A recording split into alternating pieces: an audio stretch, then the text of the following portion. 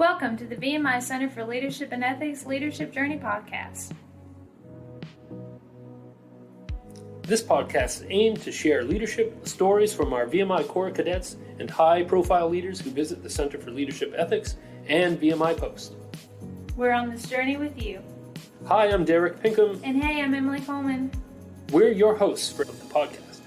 Court Whitman is VMI class of 99, an NCAA D1 Football player, retired U.S. Army Special Forces Green Beret, public speaker, an International Coach Federation certified leadership coach, and a facilitator committed to unlocking the hidden potential and high performance in individuals and teams. We caught up with Court at the 10th Annual VMI Leadership and Ethics Conference, where he was a guest speaker.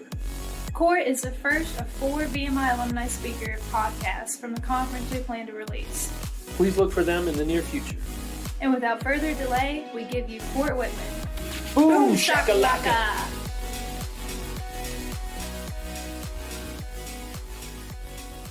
So, first question, just tell us a little bit about yourself, your history, and what led you to VMI. Right, so we like to call it your origin story. Yeah, I guess my origin story would be oldest kid of 5, grew up in a military family, and my dad was in the Army. Mm-hmm. And as I began to make meaning of my life as a young kid and kind of figure out what I wanted to do as I moved forward, my dad was one of the most probably effective influences on my life. And so I recognize that not every kid has a great experience with their parents. Right. Mine happened to be really good. And so I said, hey, what I want to do with my life is I just want to be a soldier. And so when I got kind of through high school and I had that decision to, hey, what are you going to do with your life at this point? Yeah. It was like, hey, I just want to be a soldier. And the meaning I made in that moment was, well, to do that well, I need to go to a military school. Right. And I know now that that's not in fact true. Right. Because there's great folks that are serving as soldiers, airmen, Marines throughout our country that didn't go to the Naval Academy or West Point or, VMI, right? Which is where I went to school. So as I reflect on what am I all about, just a guy that wanted to serve others. And that started for me as a soldier in the Army. How'd you hear about VMI? Yeah, really great question. I would say that my dad went to West Point. And so I kind of found VMI in my junior high school ROTC department from a close friend of mine. His name was Christopher O'Toole, that was looking to go to VMI. And in passing, I saw what he was kind of studying and positioning for. And I said, too late for West Point. I wasn't deliberate on that, right? I can't get that done. Maybe I've got a chance with this place called VMI. And so really the catalyst for me to explore this place was a buddy, Chris O'Toole. And oh, by the way, we were classmates together here at VMI from small town, rural North Carolina, Elkin, North Carolina. Yeah. Okay. 2 stoplight town, but 2 people at VMI from there. Sounds like this town. Yeah, right. A little bit. So, how has your definition of leadership changed throughout your experiences at VMI? I would say that when I first would have fielded or considered a question about what does it mean to me to be a leader, or how I define leadership, I wouldn't be really proud of my response, because I think it's what I know now, I think it would be pretty elementary. I think it was who's in charge, right? Someone who's in charge, yep, they're a leader. And so I think that's where it started. Now, and I carried that with me even upon graduation, even as I moved into the military. It wasn't until I began to learn that just because you're in charge doesn't make you a leader, right? That makes you a manager. And that's kind of how I define management. I define management as the supervision of people and or projects in order to accomplish tasks, missions, and assignments. And I've differentiated leadership significantly from that. So leadership for me is simply the singular word influence. And, I'm kind of on a mission to be a high-performing leader. And so I even take it a step further and I say high-performing leadership is effective, positive influence. Just influencing, my definition for leadership, isn't enough. You got to be an effective, positive influence if you want to be a high-performing leader. Right. So where do you draw inspiration from as a leader? I'd say a couple places. Specifically, I'd almost approach the question of, and without the kind of final tagline of as a leader, it might be for me more of just where do I draw my inspiration, and then I'll comment about as a leader as well. Really, two places. I'd say my family and my faith are both two things that have really inspired me. And like I said earlier, I'm very much aware that everyone in this great world didn't grow up in a way that I did, but my family dynamic and family environment was incredibly strong. It's very supportive. It was in a way in which, almost like Stonewall Jackson says, you may be whatever you resolve to be, right? And I think that's really powerful. And so I had a ton of support, and that just inspired me to kind of chase my dreams, to be honest. I think second to that, faith was just this idea that I'm accountable to somebody with my behavior and my actions. And that accountability comes because I don't want to disappoint my God. And therefore, I've got to be very kind of deliberate on how I make decisions. And that has inspired kind of me as I move forward. I think as a leader, I'd have to say competitive sport is where I drew my inspiration, because it starts in those moments as being a member of a team and having to follow someone. And so being that follower really is where it started. And then once you do that well and you have success, because there's a winner and there's a loser when you're playing a sports contest in almost every case. I don't know if I even know of one that there's not a winner at the end of it. When you experience some of that success, I think the natural progression is, well, then how can I now be a captain? Right? How can I be more of an effective influence and kind of take on that role deliberately? So I think that just being an athlete, playing on a team, competing to win was kind of that inspiration that started for me for leadership. So what leadership opportunities did you take as a VMI cadet when you were here? Interesting. And I don't know that I took anything deliberately, right? And so I think there's a few things that pop into my mind when I reflect on that. Number one, it was just being on the football team, right? I think that in itself was its own leadership laboratory and very developmental for me. And I consider that a leadership opportunity. I think second to that, it was really just my approach to academics. And I'd say that was more of like a leading of self and leading by example, which I think is very cliche. But I was very fortunate. To be honest, quick story here. I was rejected from VMI when I first applied my first time. Not smart enough, right? I had horrible SAT scores, and my body of work just in high school wasn't incredible. And so I had to reapply to get in. But that little fire in me, and I was fortunate to make it on the dean's list. So I had academic stars every semester of my entire career here. So it was kind of like a challenge. But I considered that as, again, if leadership is influence, which is how I define it, that's a way in which I believe I led, is through just academically the success that I had there. I'd say third, it was as a mentor, as an upperclassman, so like my third class year, specifically for new football players on the team.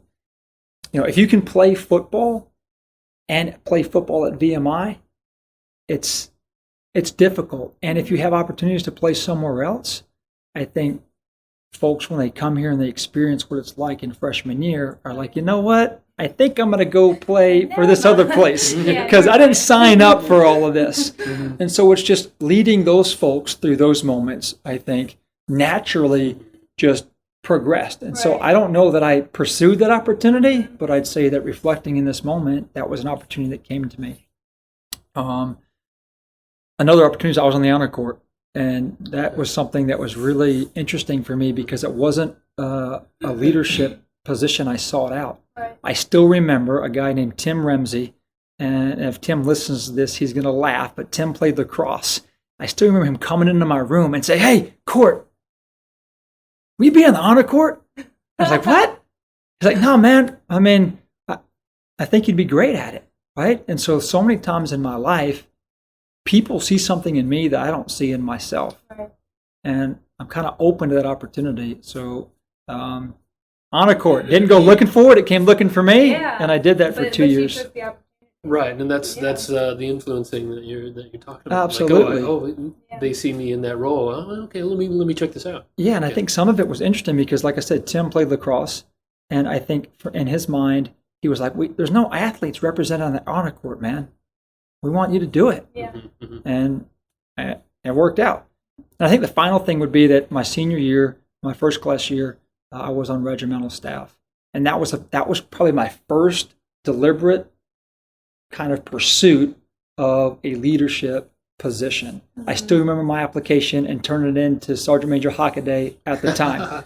And I took this really kind of atypical approach to the essay. I didn't even write an essay. Yeah. Like I wrote the word leadership in the middle of the page, and I made like a collage of words all around it.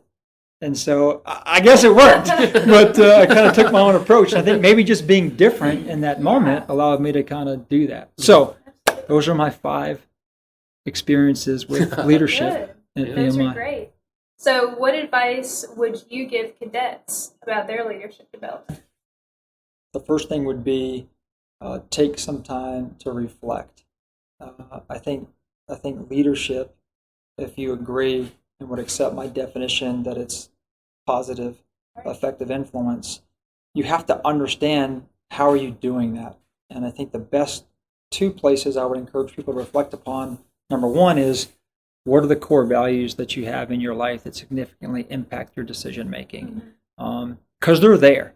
And in my life, I never called them out as core values, but they were kind of just part of my decision making. And I say, once you deliberately do call those out, give words to that, like honesty, bravery, perseverance, spirituality, humility, which happen to be my top 5 and signature core values. It is incredibly helpful as you begin to assess what environments you want to go into. For example, I'm not going to be able to lead real well. My ability to influence in a team that's not going to work hard isn't going to work, because working hard is so important for me. It's a core value for me. It's kind of just has to be there. And so once I was able to give language to those behavioral norms through core values, it helped me focus. So that'd be the first thing. Reflect on and identify core values. That could be really impactful for folks that are looking to be that effective positive influence. And the second thing would be, in a similar vein, not behavior, but strengths, right? Begin to understand and put the pen to paper around, what are you really good at from a leadership strength place, and allow that to inform you. So those would be the 2 things that I'd kind of share with folks, from an advice place on their leadership development. Be reflective on those 2 things and answer those questions. Yeah, great. So what is one or a couple things that you wish you knew as a cadet that you know now, or that you've been through, or maybe it's a mistake you made? Let me think. I would say that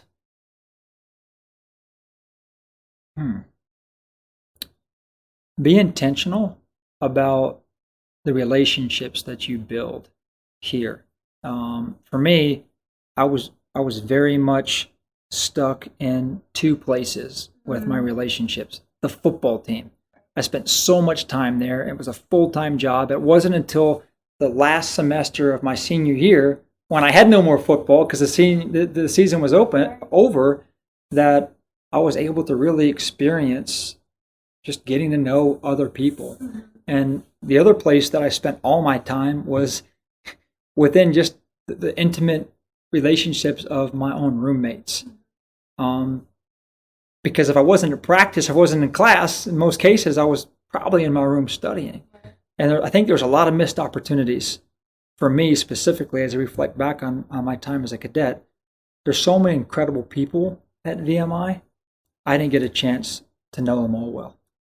And so I would encourage anyone listening to be very deliberate about getting to know others here on post. And I would also add that the reason why I don't think that I did that well is because I was most comfortable kind of being in and around Didn't want to get people that I know, Yeah. right? And so there's a lot to be said about diversity. Right. And diversity isn't just different sex, right? Which I actually saw 2 years of all male and 2 years of women introduced to the Institute. And I thought that was one of the best things that ever happened to the school. Because guess what? Life exists in a co-ed environment. Right. So why not have that as part of kind of your college experience? And then it's just diversity of thought, which is really the most powerful thing to be exposed to. And I didn't really stretch my way of thinking while I was here like I should have. So those are the two things.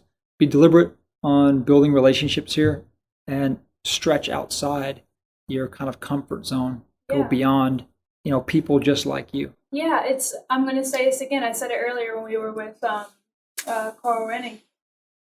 He said kind of the same thing, like go out and, get uncomfortable sort of, but also the two lieutenants that just interned with us, we sat them down for a podcast and they said the same thing. Really? Like, you have to go out here and you have to meet people and do stuff to get involved, and you have to get uncomfortable to get comfortable again. Sure. You can't just stay in your little bubble. And they were saying, like, people miss all these opportunities and they're like, well, why can't I do that, or why can't I do this? And it's because they don't go out and get them. They're not deliberate. Absolutely. So it's funny how both of you are saying the same thing, and you graduated in 99. 99, and they just graduated. So I mean, some things are timeless. Some things are timeless. Yeah.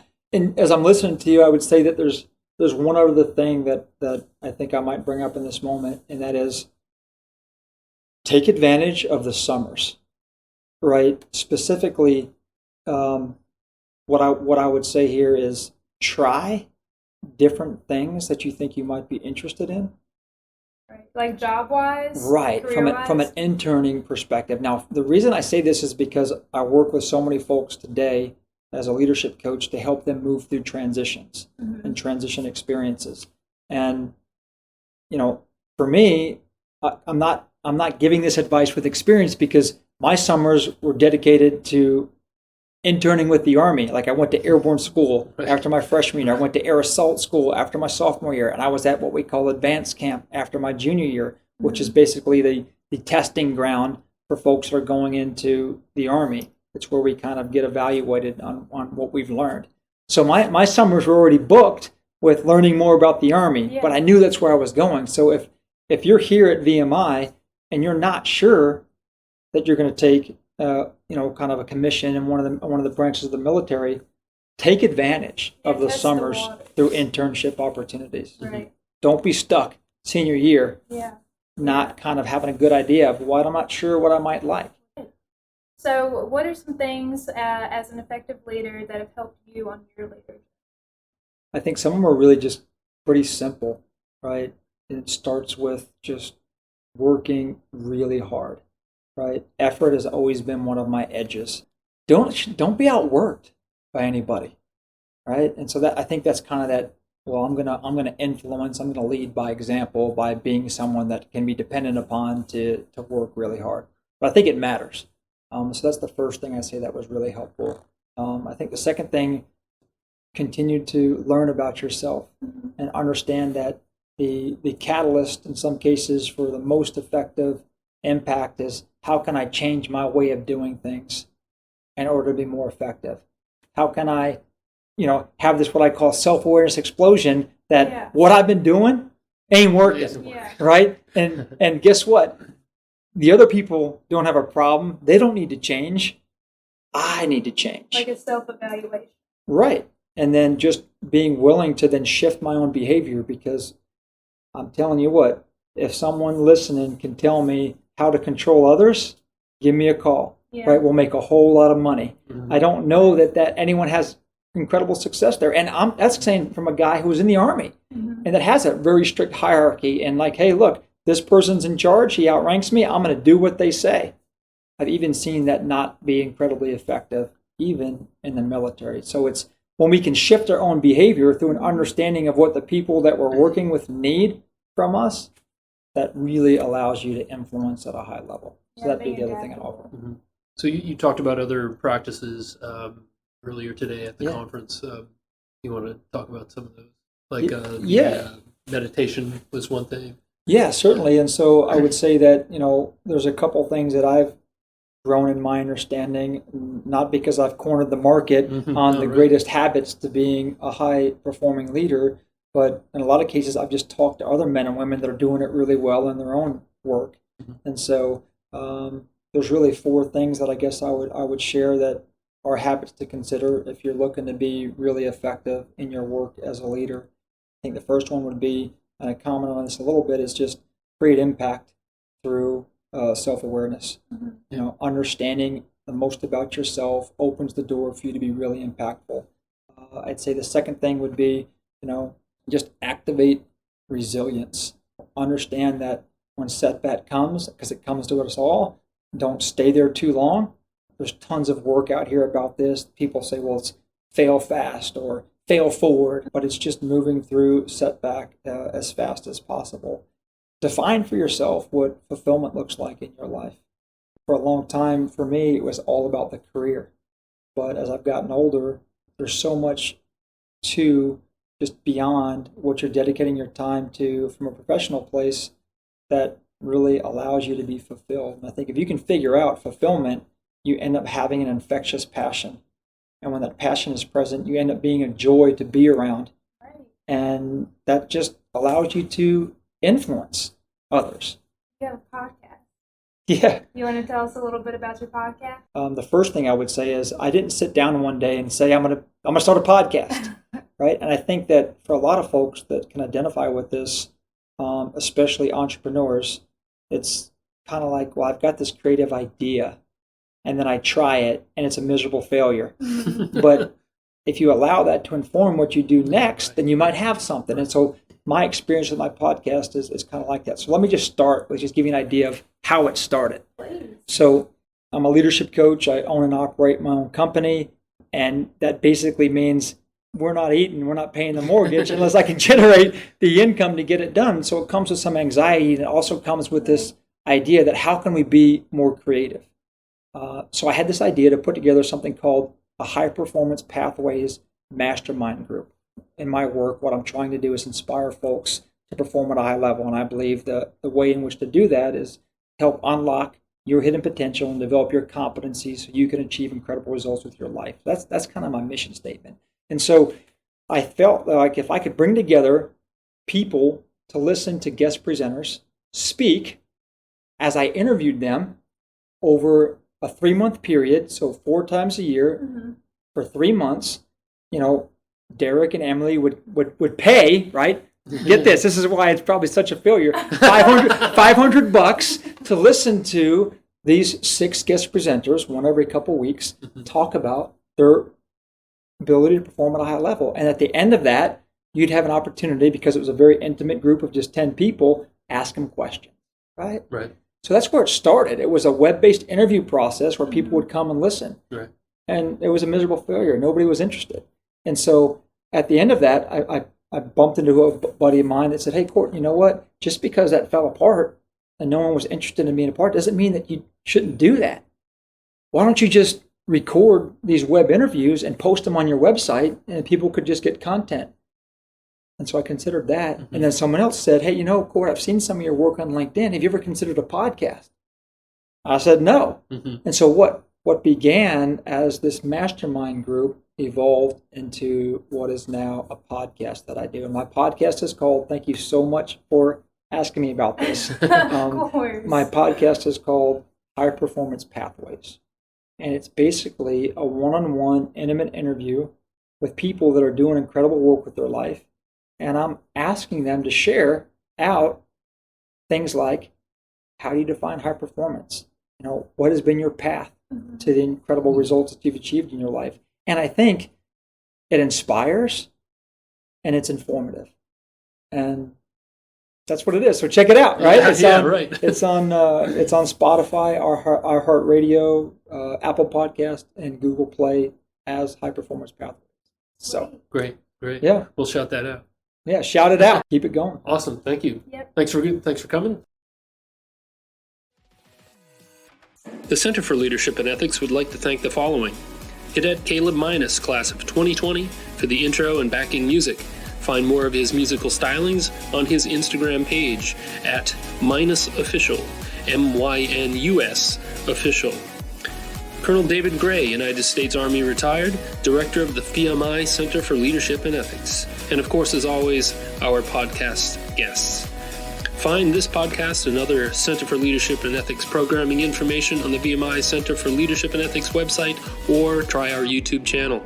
Follow the VMI Center for Leadership and Ethics on Facebook, Twitter, LinkedIn, and Instagram accounts. See you next episode of The Journey. Thanks for tuning in.